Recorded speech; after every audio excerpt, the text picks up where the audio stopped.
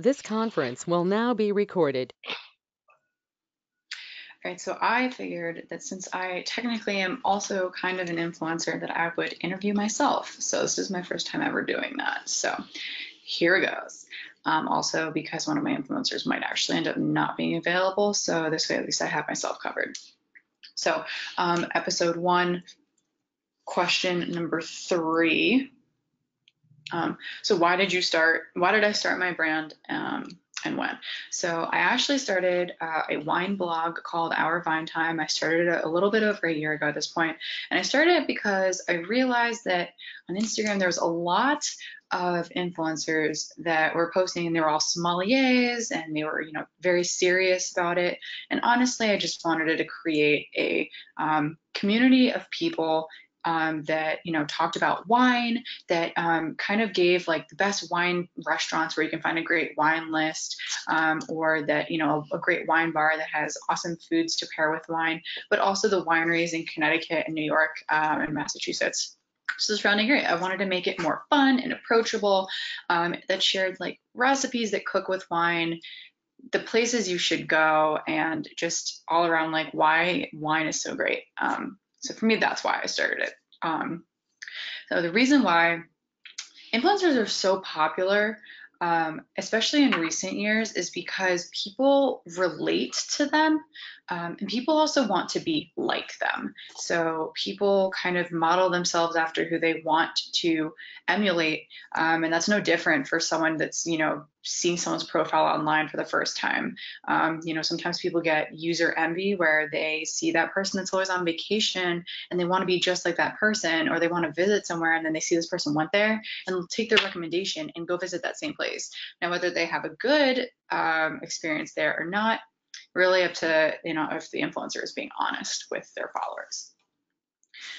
So episode 2, questions 3, and then question 4.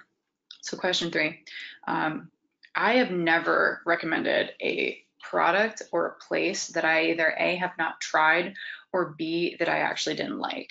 I know some influencers, because they're getting paid, they feel pressured to make everything sound like hunky dory and that it's amazing. The problem is that that's not really authentic, because if I'm someone that follows an influencer and I go out and buy, say, a bottle of wine that's like $50, right? And this influencer is like, yeah, this is the best red I've ever had, totally worth $50. $50 is pretty pricey for a bottle of wine in the grand scheme of things, because A, I'm going to sit there and drink the whole bottle. Don't judge me. And B, it adds up really fast. So if I spend $50 and this bottle of wine is disgusting and has horrible taste and I just don't like it, I'm gonna be really upset because that influencer told me that this is the best bottle they've ever had. And, I went out and spent my hard earned money on something that was not a good recommendation. So I would never ever recommend it. And honestly, I've actually considered doing the opposite on my blog, of doing like an anti-influencer post, because I feel like people should know the bad places so that they're not spending money to go there. So I had an experience at a restaurant and it was awful. The food was terrible, the service was awful, and they got my drink order and my food order wrong, which is pretty hard to do considering that's your only job. And I haven't posted about it yet, but I have considered it so that people don't spend time going to a restaurant when the experience is horrible. All right, so question 4.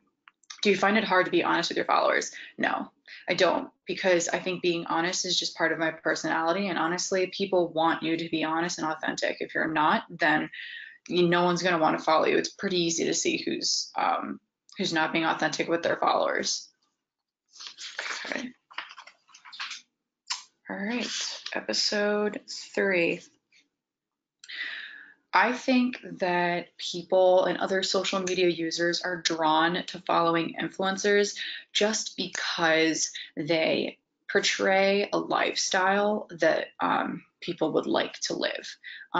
Or honestly, people are just posting cool content that people are interested in. So I recently went to the Rose Wine Mansion and I brought my videographer with me, and we haven't posted the episode yet, but I posted like snippets from the day that I went, and people have been really interested. So I knew that I wanted to post something that people that follow me who are wine lovers would be interested in, especially because it's this cool like mini museum where you can go drink wine and learn cool stuff about wine. So for me, I think that's why people are, drawn to following me. But I think influencers in general, people just, want to emulate them and get a little bit of what they have going on and kind of feel like they're included.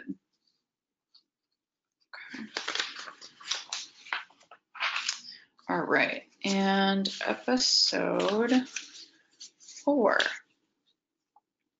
So I do think that influencers are changing the digital world.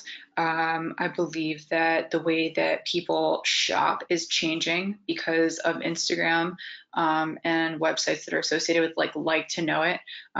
People literally can click on someone's image on Instagram and find the exact outfit or a dupe of the outfit that someone's wearing. And that to me is pretty wild because no longer are we looking to magazines really for inspiration. People are looking to influencers for inspiration, which is why so many brands are opting to work with them because they're A, cheaper, but B, they reach millions of people on a daily basis.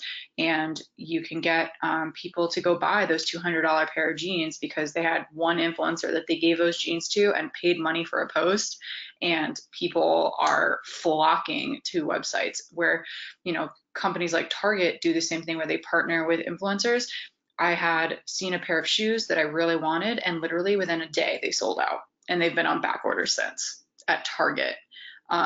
So the idea of getting people rushing to your online store or even in store because of influencers is pretty interesting. All right, that's it. Yes, self-interview, done. Okay, this is weird. I need to stop talking to myself.